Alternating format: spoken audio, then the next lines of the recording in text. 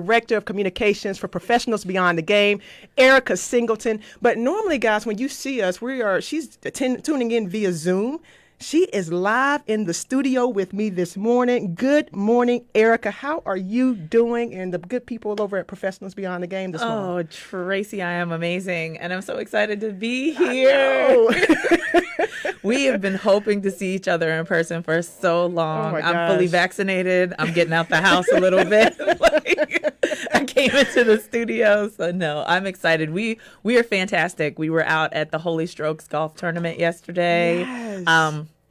Hanging out with one of our longtime workers, classmates as well from Winthrop, Pierre Wooten, and he has an organization, Premier Christian Events. So They were out putting that on.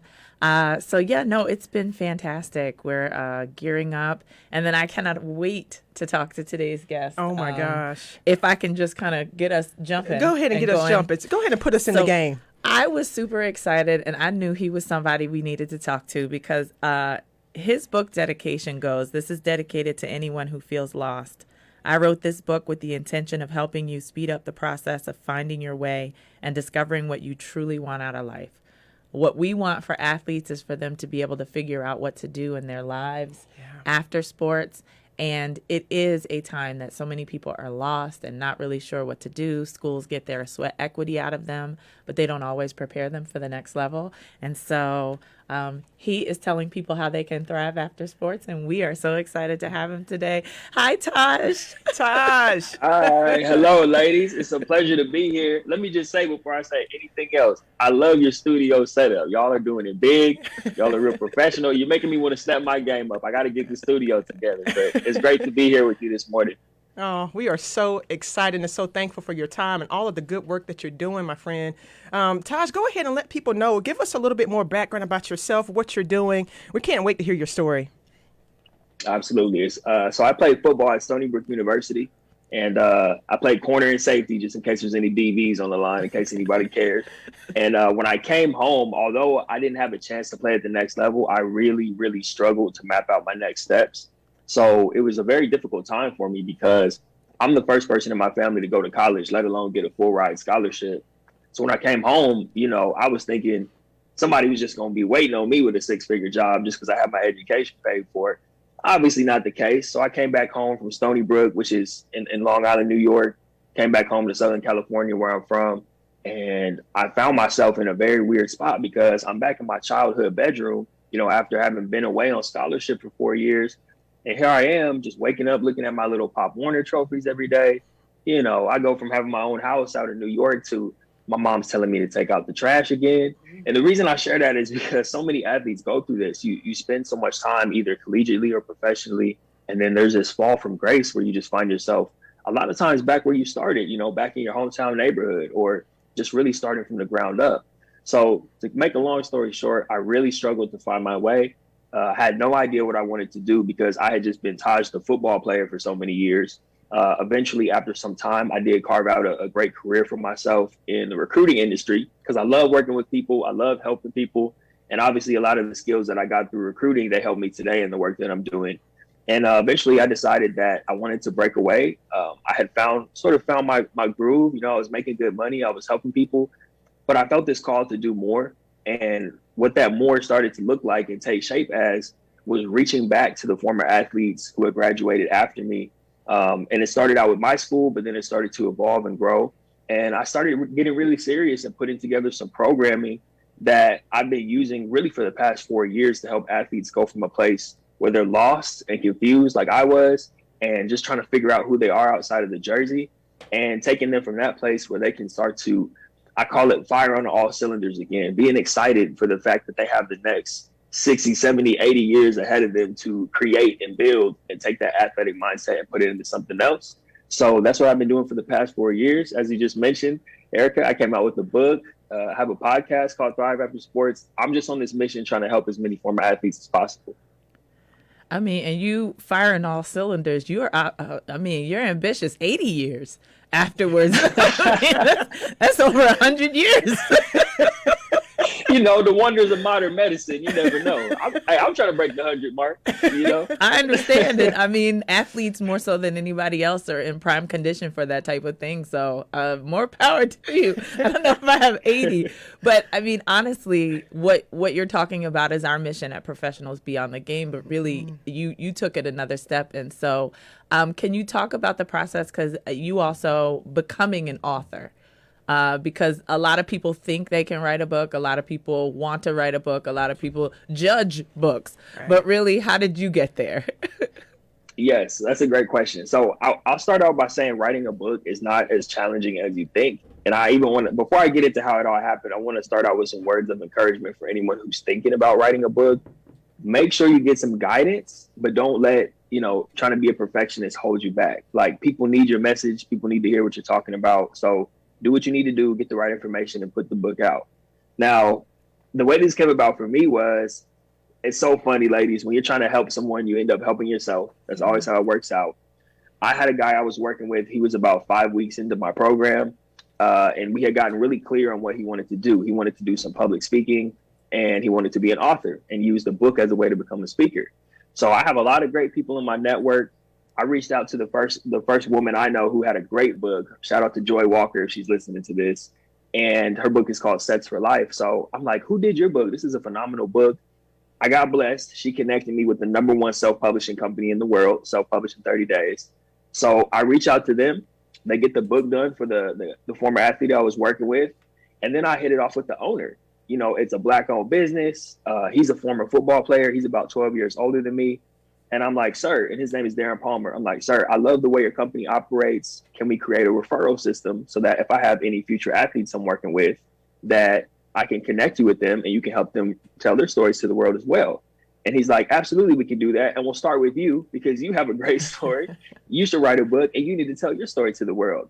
And I'm like, sir, I appreciate that, but I'm really just focused on my coaching right now. Maybe I'll write a book once I'm a little more established, once I got some gray hairs in my beard and I just kind of, I'm sitting on the mountaintop chilling.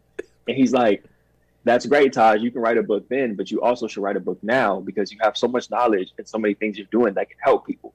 And he said, on top of that, it's a great opportunity for you to go back and speak places because people are going to want to know about your book. So I'm like, all right, I'll write the book. So I wrote the book. And what I always tell people, the book is really my coaching program in book format. The last thing I wanted to do was write an autobiography. I'm not Ray Lewis. I'm not, it's not to the point where I don't think people yet, notice I said yet, would want to know every detail about my life. But I wrote it so that a former athlete or anyone for that matter, because it came out around the time as it came out in the middle of the pandemic. So there are a lot of people who are going through life transitions, not just athletes. But my goal with the book was for someone to pick it up, be uncertain about the next steps of their lives and be able to read through it. And not by me just saying, hey, follow these cookie cutter steps, but by them being able to discover for themselves some of the things that I'm sharing through my story and some of the things I've seen through my coaching, and even giving them exercises to help them find clarity and find a reason to wake up every single day and be excited about what they're doing when they're jumping out of bed. So that's a little bit of backstory behind the book. And you've just kind of hit on a lot of different points and topics throughout what you've been saying, the identity piece, but also the knowing and recognizing the call for more. What was that call like? As you said, you went back home and recognizing, wait, I'm no longer Taj, the football player, and now stepping into this new world. What did that feel and look like for you? How did you know? Or did you just act off of impulse in terms of your intuition? That is such a great question, Tracy. I think that, I knew that I needed to do more because I was unhappy. I felt like I got caught in a cycle of, and I think a lot of athletes get caught in this cycle when you're done playing to try to quickly attach your identity to something. Yeah. So I was like, all right, I'm not Taj the football player. I got to attach it to something. So when I'm at family dinners and whatnot, I can say, I'm working in this role or I have this job. And so it put me in this weird place of not taking time to process and figure out what I wanted to do and who I wanted to be in the world, but just like, I got to get a check. My only purpose became I have to get out of my mom and dad's house. Mm-hmm. So I did that. I started making great money. And eventually I hit this place where I almost felt like it was my responsibility because I had found my stride and I was making great money and I was helping people. So it was a mix of wanting to reach back to help others, but also I felt that what I was doing, although career-wise it was great, I felt like I was being called to do more. And once you get that call, I mean, you ladies know you can't ignore it. Right. It's not something you just say, I'll just go home at night and turn on Netflix. It was like, no, I'm going to go home. I'm going to do research on this. I'm going to start putting together my curriculum. I'm going to figure out the best way that I can start serving. So I don't even know if that answers your question, Tracy, but that's what comes to mind right now. I love it. And I love how you just kind of described the feeling and just knowing that there was more. And you're right. I think a lot of athletes go through that process where, you're empty in a place, but there's more for us to do.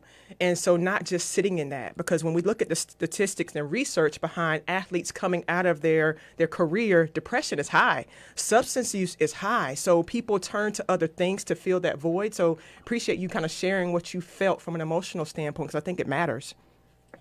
Thank you. And I'm sorry, go ahead. No, go for it, buddy. Go for it. I was just going to say, I wanted to share that piece on the substance abuse as well, because, at the time, this was 2013 when I graduated. So there was, the whole concept of mental health and all that was not really as prevalent as it is today. So not only did I not understand what I was going through, I wasn't even trying to really process it. It was just, like you said, masking it. So I remember I had a lot of friends who I grew up playing ball with, and a lot of us from high school, we went on to play D1 ball, and we found ourselves back home in our hometown, and we were all in the same spot, like unemployed and confused and depressed and not knowing what was going on internally. So there was a lot of drinking going on. I always say we had an extended college. We were out Thursday night through Sunday night, just finding something to get into just so we could distract ourselves from the fact that we were all living back at home with our mamas. So there was a lot of drinking going on, a lot of numbing, a lot of masking, and not a lot of internal work, not a lot of self-exploration. I just wanted to share that piece. I didn't mean to cut you off, Tracy. No, buddy, this is for you, my friend. This is for all of us. We appreciate you kind of going into detail and sharing with us. And as you're thinking about this transitional period, and as we're speaking to the groups that we're speaking to, you're right. It's not just about the sport, but so many people are in transition right now in life. Yes. Everybody, I think, this year has seen a big transition in some form or another. You've had to take a look at yourself, where you are right now. Is this on my path where I'm supposed to be? Should I make a pivot or adjust? What tips would you kind of give as people are kind of listening to you tell your story? What would you share for people as they are in transition? What are some things and strategies to do that in a way that kind of really speaks to self? The first thing that comes to mind is that you have to be intentional about it, and it takes work. I think, and I've been guilty of this in the past, sometimes I think when we're in transition and we're looking for, what am I supposed to do next? What is my next mission? What's my next chapter in life? I think sometimes we think we're going to be walking down the street and the clouds are going to part and God, angels are going to start singing and God's going to be like, hey, you're supposed to do this. Right. Like, thank you, God. I've been waiting on this. Finally, what took you so long? But we have to do our part. Of course, we're going to get signs from, whatever you believe in. A higher power a lot of times does give you signs, but it's your responsibility to listen and develop it. I always say that your purpose has to be cultivated. Like, it's not just something that you don't just discover it. A lot of people, including myself, used to think that way. You have to cultivate that. And some things that I recommend is, okay, so today is April 15th, 2021. I recommend projecting out and looking at where you want to be and dreaming big too. Don't sell yourself short. I always say, like, okay, if today's 2021, you want to look out to April 15th, 2026 or, 2024. Where do I want to be? What do I want to be doing? Who do I want to be around? Not just what am I doing for a living, but what does my life look like? From the time I wake up to the time I go to sleep, what does my life look like? Meaning, relationships, career, how much money am I making? Who am I serving? And really starting to kind of, like I said, be intentional and spend time on that and find clarity around what that looks like for you. And everybody's picture is going to be different. But if you can spend time on that, closing your eyes, really seeing that, writing things down, journaling is huge. I'm writing things down right now, just talking to you two ladies. And I'm going to go back and look at these notes later, because I'm sure there's going to be some gems on here. So I think it takes being intentional, writing it out, because if you can see, the farther out to the future you can see about where you want to be, that enables you to reverse engineer. And then, of course, you got to stay open along the way, because different opportunities are going to pop up. Like, I knew I wanted to be coaching and helping a lot of athletes, but the book came about, I stayed open to it, and the book has been great. It's helped a lot of people, and it's helped me in my career. So the last thing I would share is, this is something I call 3x3. And I believe I talked about this in the book as well. Maybe not as in depth, but whenever I'm working with someone, of course, you have to do your own work to figure out where you want to go. But the 3x3 means you find 3 people in your life and you ask them 3 questions. So 3 people who are super close to you, parents, grandparents, significant other, it could be your kids. And you ask these 3 people these 3 questions. What are my strengths? What are my weaknesses? And how do you envision me making a contribution to the world? And that third question is the most important question, because of course you want to know how the people closest to you see you, meaning with your strengths and things you're good at, and then some areas of improvement, the things you could work on as weaknesses, but also how they envision you making a contribution to the world is going to be huge. Like, you will get some answers, and I recommend you write all this down too while you're asking them, because these will be memories for a lifetime when you hear these things. And you can take that data, especially like, I remember my mom told me, you're great at listening to people and letting them know that they're understood. So although, it's kind of a vague answer, but I'm like, you can see how that applies to my coaching now, because I'm able to hear what people are going through and meet them where they're at. So that's something I recommend people do. Take that data from the people around you and then spend some time gathering that internal data. You bring the 2 together and then you create, like I said, your purpose, your new mission has to be created. So I'll just leave it at that. That's beautiful. Yeah. Taj, I'm so glad you shared that with us. I wanted to say, my dad, one of the things you talked about, my dad was a huge proponent of 5-year plans. He told everyone, make a plan, make a 5-year plan. But he also made sure to say to them, and if it doesn't come out the way you want, if things change, be willing to change that plan. Yes. Be willing to update that plan, be open to changes within the plan, but have a plan. And I think that speaks to a lot of what you said as well. I think the 3x3 also, I've never done that, and I'm so excited to go out and try to find out and hear. I mean, I'm grateful that the people in my life have told me for years what they think my strengths are, and they're loud about what I should be doing and where I should be. But I haven't been intentional about asking, so I do want to go ask. And I do know, and I want to make sure I give you a chance. So you started out with your book, and then you have a new one coming out again? Yes, ma'am. Yeah, thank you for asking. The next book is called Athlete to Entrepreneur. And what that is a collection of stories of former athletes like myself who have gone on to build businesses or are part of, winning teams. So my goal with the book, and I was sharing this with you before, Erica, my goal with the book is to show that next generation of athletes that it's not just LeBron James. It's people who you may have never heard of before. I mean, look at all of us sitting here, like, we're doing great things and contributing to the world and carving out our own lanes in the world. And I have a collection of stories like that. And I want to show not just, people coming out of college or coming out the pros, but I want children to read this book and be like, man, look at all these great stories of athletes who became entrepreneurs, because I think athletes make great entrepreneurs. Absolutely. And then after that, this might be coming out this year too. So Athletes to Entrepreneurs coming out in May. And then, of course, if you connect with me on social media and all that, I'll be posting about it once it's officially out. So next month, I don't have an exact date yet, but we'll be releasing that. And all of the co-authors will be promoting the book as well.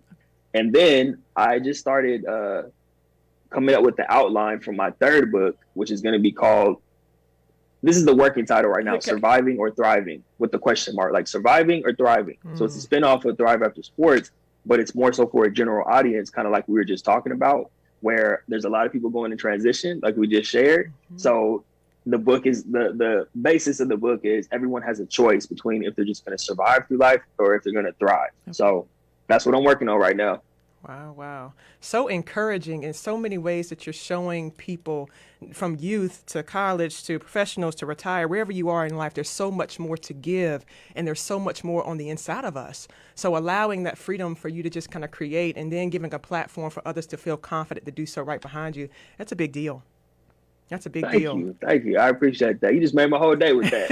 I feel good. You're making our whole moment right now. Right? Amazing. Hey, I appreciate you, pouring it. I'm a pretty confident dude, but it never hurts to hear words of encouragement, you know what I mean, and affirmation. So thank you. Absolutely. And thank you. And I'm going to go just jump back, because that 3x3 touched me as well. Like Erica was saying, I love how that 3rd question, asking the people around you, because I think we can, for ourselves, kind of know some things about us. But when you hear people on the outside, just like you just made that comment, on the outside speaking life or speaking something they see that it might have been a blind spot to you for so long, or it may have been something that you were criticized for. It may have been something that somebody thought was silly that you do well. So to hear people on the outside say that this is what I see and how you can impact the world is a big deal. So thank you for sharing that tool with our community. I think everybody can use that.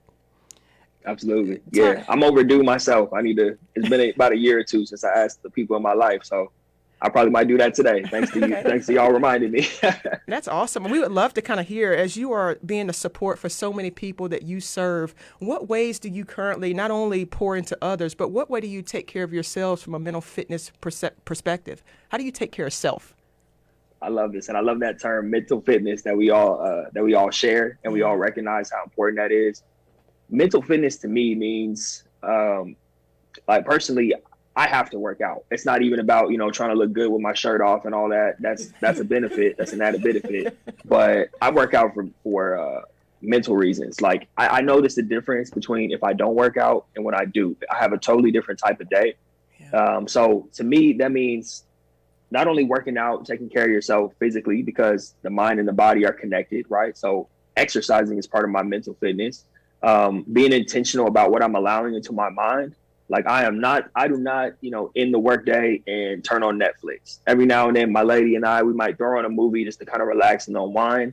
But for the most part, I'm super intentional about what goes into my head. I'm very intentional with every second of the day. So my unwind time might look like reading a book or listening to a podcast or something that's educational, something that's going to help me get 1% better for that day. I do not watch the news. Anybody listening, please, when's the last time you watched the news and just felt like, you were ready to take on the world? So I always tell people, like, you can be informed without watching the news. There's plenty of information. You can do your own research. Mental fitness is huge, though, because I feel like if you don't have your mind, like, your mind is the engine that essentially drives you through life. So say that one more time, Taj. Say that one more time. All right. For the people in the back. For the people in the back. Your mind is the engine that drives you through life. I might have to write that down. Go ahead, my friend. You are just, yes. Say that again. It's so true. But yeah, that's how I feel about it. And I think that I'm glad we're having these conversations, because I think for too long, especially when we talk about athletes, I think for too long, well, athletes and people of color, right? Yeah. That's what we're really talking about here, is that these conversations have been neglected for too long. Yeah. The people who need help and therapy the most are the people who avoid it. Yes. We can't live like that anymore. So get your mental fitness up, keep tuning in to shows like this, and protect your mind, protect your energy, and protect your mind. It's very important. Love it, buddy. We got about 2 minutes left. I would love for people to make sure they know how to get in contact with you. How do they reach you? Social media, websites, book, where can they find you? Absolutely. Thank you. I appreciate that. So I'm pretty accessible. My website is tajdashaun.com. All of my social media handles are on there. I'm more active on Instagram and LinkedIn than anywhere else. Okay. If you DM me, if you send me a message on LinkedIn, it may not happen right away, but I'll get back to you. The book is available at thriveaftersportsbook.com, but I'm actually revamping the website right now. So even if you just go onto tajdashaun.com, there's a book tab there as well. And I'll be updating that to start putting all of my books on there. The podcast, Thrive After Sports, same name as the book. That's available on all podcast platforms. Wherever you listen to podcasts, just search it up. What else? Oh, last thing I like to leave people with, there's a link, more like a button, to schedule a call on my website. It's 100% free. I utilize that link, and I'm getting pretty busy these days, so I don't know how much longer I can keep that free link up there, just to be real. I'm putting out a lot of books and things that I'm working on to help people, but as of now, there's a link on there. So if you are a former athlete, a current athlete, if you are the parent of a current or former athlete, I've had a lot of parents schedule time on to speak with me. I do a free call anywhere from like 30 minutes to an hour. You can schedule right on the website. I've had a lot of people who they don't even need to like go through my 8-week program or, anything like that. We just have one phone call, and sometimes they just need somebody to talk to just to get things off their chest, or I'm able to talk to them for 30 minutes in an hour and get them pointed in the right direction. And it turns out they don't even need the full 8 weeks. So that's the last part I would share on that. We can't thank you enough, buddy, for just sharing your message, your light, your passion. Erica, So good to see you. So good to see you, Tracy. We want our Mental Fitness Matters community to go out and shine bright like the stars that you are. We will see you next week. Taj, thank you, buddy. Keep up the good work. Keep shining.